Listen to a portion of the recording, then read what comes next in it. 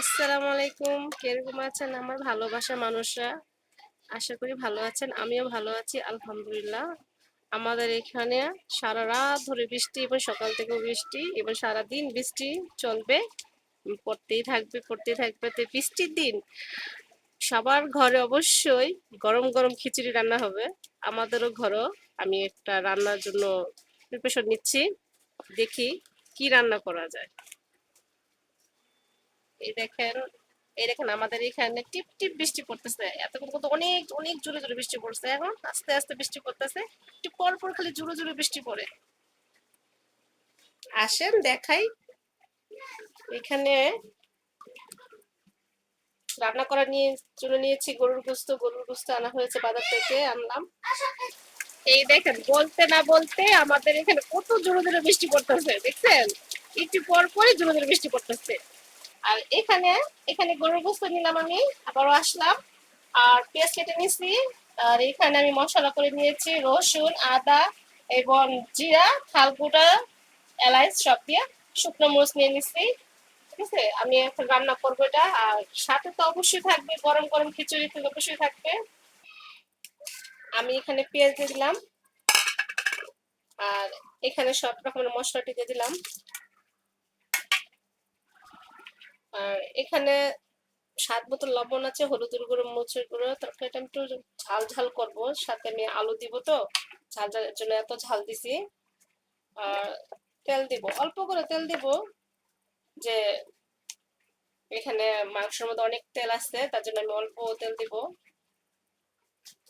এটা বসিয়ে দিলাম আমি রাইস কুকারে। আজকে আমি এটা রাইস কুকারে রান্না করব। এটা একটু লেড়ে মিলাই নেই ভালোভাবে।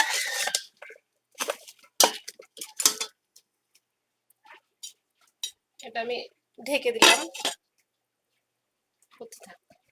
এটা এখন আমি কষাবো, কষানোর পরে সেটা আলু দিব। আর ঝোল দিলেই খিচুড়ির মতন একটা। এই যে এখানে আমার যে মাংস কষানো হচ্ছে এবং কষা প্রায় শেষ।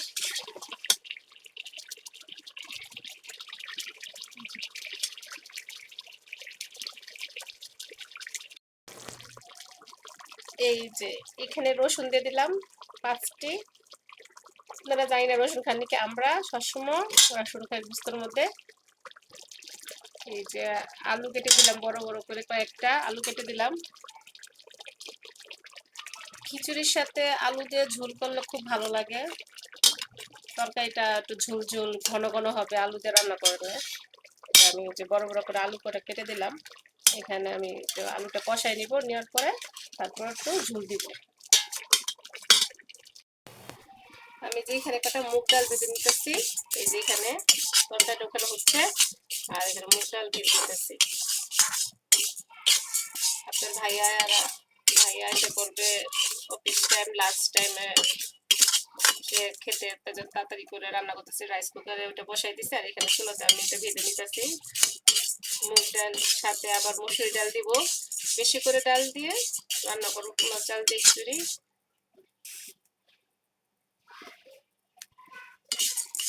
মুগ ডালটা আমি সব সময় খিচুড়িতে ব্যবহার করি। মুগ ডাল দিয়ে খিচুড়ি রান্না করলে খিচুড়িটা অনেকটা খেতে টেস্ট লাগে এবং ফ্লেভারটা অনেক সুন্দর আসে। কষানো হয়ে গেছে, পানি দিয়ে দিব। এখানে এই যে এখানে নিলাম খিচুড়ির জন্য। এখানে এই মুগ ডাল, মসুর ডাল, পোলাও চাল নিয়ে নিলাম, পেঁয়াজ কেটে নিলাম, এলাচ, দারচিনি, তেজপাতা নিয়ে নিলাম। আর এখানে হলুদ, জিরা, আদা, রসুন, লবণ এটা নিয়ে নিলাম। কাঁচামরিচ দিব, এর জন্য মরিচের গুঁড়া দেওয়া হয়নি। এখানে আমি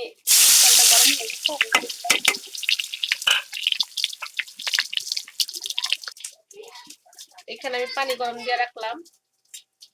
পানিটা গরম হতে থাক, আমি চালটা পেয়েছে এখানে সব মশলা দিয়ে দিলাম।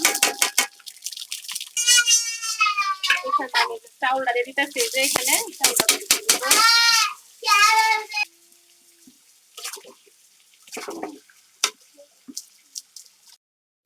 আমার এখানে যে পানি গরম হয়ে গেছে, এখানে যে চালটা হয়ে গেছে, এটা ঢেলে দিব।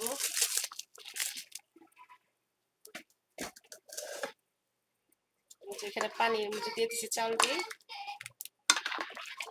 শুধু বলক ওঠার পর দম দিয়ে দিব। এই যে আমার খিচুড়ি রান্না হয়ে গেছে, এখানে লেবু সালাদ হয়েছে, এই যে আপনার ভাইয়ার খাবার দেওয়া হয়েছে, আর এই যে গরুর গোশত আলু দিয়ে ঝোল রান্না করা শেষ।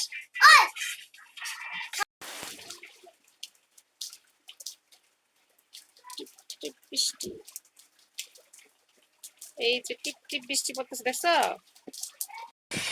যারা যারা খেতে চান তাড়াতাড়ি চলে আসেন। আর এখনো যে আমার রেসিপিটা কিরকম হয়েছে সবাই লাইক কমেন্ট শেয়ার করেন। আজকের জন্য বিদায়, টাটা, বাই বাই।